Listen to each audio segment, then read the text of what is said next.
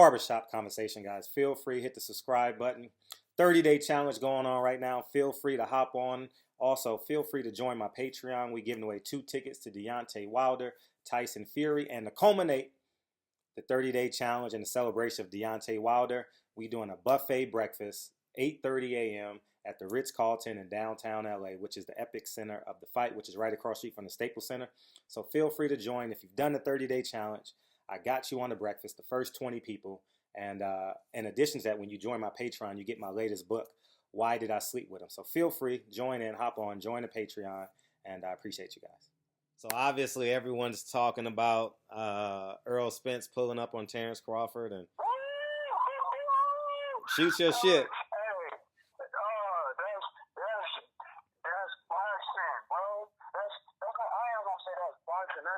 That's just competitiveness at its finest. And we can lump this in together too. We can go back and forth on the Fox thing. Mm-hmm. But I'm gonna just touch on that real quick because it's like you see how going back to even when people was on your head about Sean Porter and his body language and all of that. It's just like you see how Keith Thurman and Sean Porter just respond to Earl Spence, and you just see the discomfort and all of that. When I saw Terrence Crawford and Earl Spence, I just saw 2 dudes that's full of confidence. Mm-hmm. I saw 2 dudes that could just look at each other in the eye. And once again, I will honestly say, even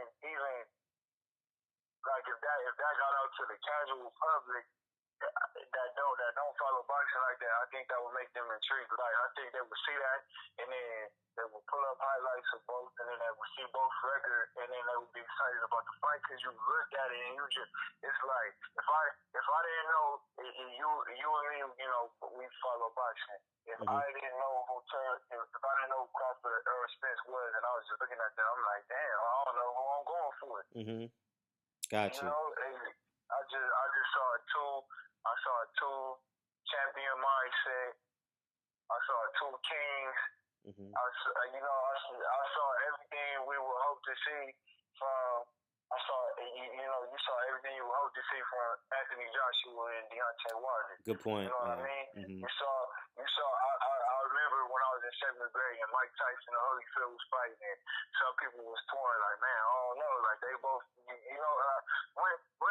When's the last time a confrontation like that has had you that excited to where, even though like I said, me and you both think Earl Spence wins the fight, but it's just like seeing the presence that you saw there. Like, when's the last time you felt like that? Maybe Manny Pacquiao, Floyd Mayweather. Oh, really? I didn't feel like that at all. I shouldn't say knowing that the fight was gonna happen. Like, I see what you're saying. No, but what I'm saying is, when's the last time you just seen 2 fighters like really just neck and neck at each other's neck, and like the other one, like both, like he's not afraid. I get it. One of them was putting on a show. You feel me? Like they was both. I mean, but probably. I ain't gonna lie. Probably before the first time Sean Porter and Keith Thurman fought. I felt both fighters, like when I saw their confrontations, I felt both fighters really believed in themselves. Even with the Danny Garcia and Sean Porter fight, Danny Garcia's body language didn't show me that he really knew he was going to win that fight. Yeah, he's talking about a lot of money. It seemed like he was very content.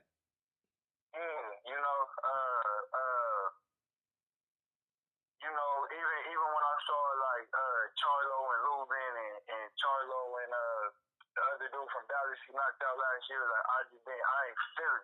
Like even Jamar Charlo and J-Rock, like J-Rock was talking, he was doing all the talking he could do, but I ain't fit. Like I was like, that's the, like Terrence Crawford impressed me. I'm looking at Terrence Crawford, I'm paying close attention to his eyes and does his head move when Earl Spence talking to him, and like even when they was getting into it, and Earl Spence was like, tell your nigga be quiet, I like that part. That was one of my favorite parts. Yeah. That was one of my favorite parts. But Terrence Crawford was like, nigga, you want me talking? You feel me? Like I I was like, woo! I was like, man, I was like, yo, this is what I want to see. This is boxing. Yeah, I haven't been that excited in a long time. Man, that's what I want to see. And the main thing is, though, I mean, that even that little standoff right there was just the main indication. Like, you already know what the roadblock is because Bob Arum was trying to do anything he could to weasel out of that conversation. Yeah, you could tell. I'm like, at the end of the day, this is a fraternity, and we're all better. What the fuck does that have to do with them fighting, bro? Yeah, I saw that. It validates who I told the audience. Bob Arum is and was and will forever be, man. He I don't think he wants that fight at all. I don't. No, man, he didn't want the Floyd Pacquiao fight. We can go. He don't want the Mikey Garcia Lomachenko fight. It's clear. Once again, just like when Eddie Hearn dad went on IFL. I think it was IFL TV. Yeah. And that was very damning. That was very damning. Yeah, it was like why we shouldn't even talk about this? We know what it's like. Like how can anybody still criticize Deontay after the dad gave you the whole game plan? And how can anybody criticize? So it's just like, so watching that video right there, it's like, okay, you saw Bob Arum just cowering away. Oh, I've never seen Bob Arum like that. I'm like, why is Bob Arum?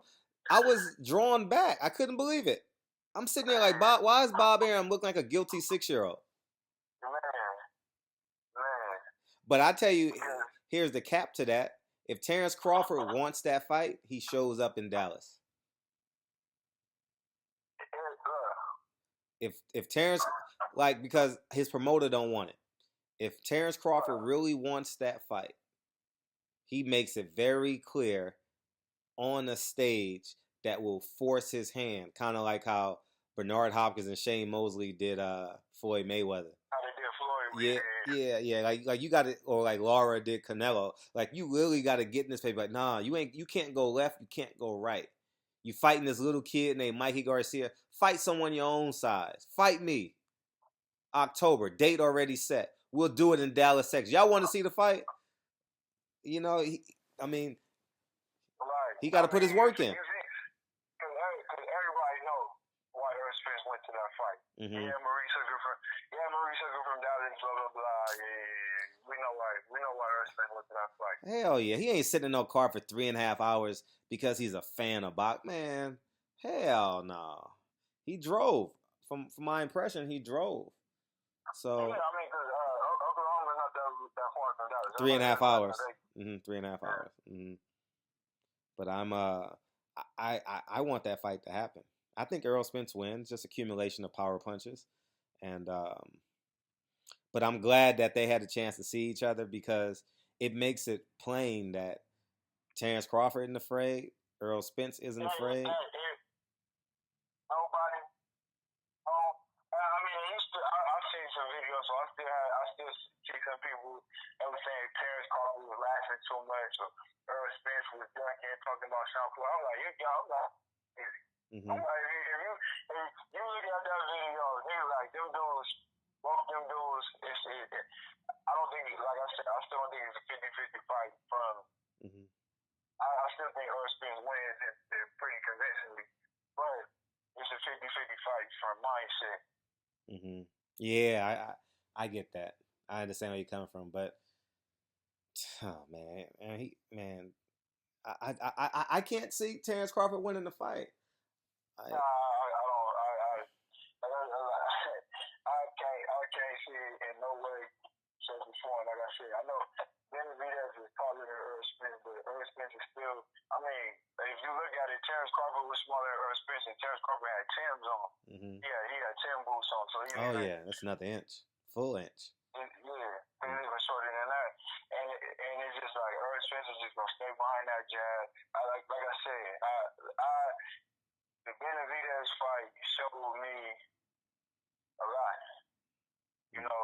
And then like I said, we seen him give We seen him get wobbled by Gamboa. We seen Gamboa, and even though Benavidez wasn't scared of Terrence Crawford as a person, I really feel like 100% Benavidez went into that fight knowing that he couldn't win based on his leg. Yeah. Oh, for sure. So we never really seen Terrence Crawford in there with anybody who believed. And I think we talked about that in the last video.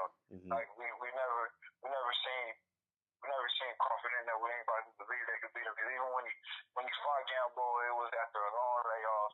Gamboa gave in because Gamboa's name was ringing bells in boxing before Terrence Crawford. Sure. But the fight ended up being in Nebraska. Mm-hmm. You know, he had just got out of this situation with 50 Cent like that like with Mayweather and 50 Cent, that took a lot of toll on him. And we see Gamboa since then, like. So I think Gamboa's head and mind and everything wasn't all the way there. So, you know, like I said, the Benavidez fight showed me a lot in Crawford that made me say, I don't think he could be Spence.